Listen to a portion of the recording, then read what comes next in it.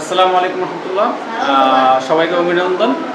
আমরা আজকে আসছি আমাদের ক্লাস 6-এর একটা বিজ্ঞান প্রজেক্ট নিয়ে। এই বিজ্ঞান প্রজেক্টের মধ্যে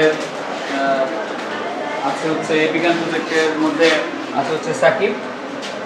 সাকিব আছে, ও গিয়ে বলো, নাম বলো। সাইদ। আর আমাদের তানভীর। তিনজন মিলে না, তুমি আসলে? হ্যাঁ,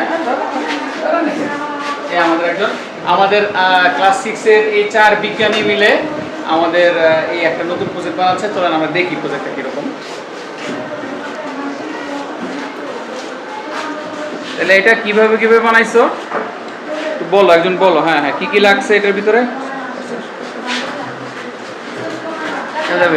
না, হ্যাঁ, কি দিয়ে বানাইছো, কি ব্যবহার করছো এটার ভিতরে? এটার ভিতরে একটা মোটর, একটা পাংখা লাগছে, আচ্ছা, 4টা মুখা, আর ললিপপ পাইপ লাগছে 2টা, আর কলম লাগছে, আর স্টিক আর সুইচ।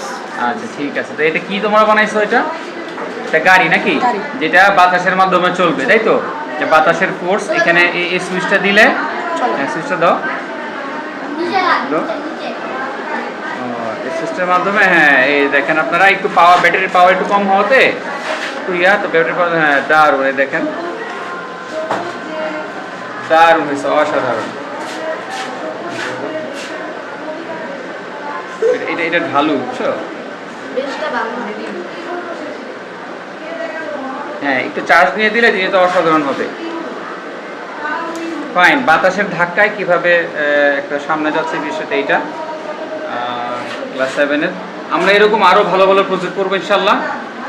সবাইকে অভিনন্দন জানিয়ে আজকে এর মধ্যে শেষ করছি। আমরা আরও নতুন প্রজেক্ট এনে আপনাদের সামনে শো করব। ওকে, আল্লাহ হাফেজ। ঠিক আছে সবাই, ওকে, দাঁড়।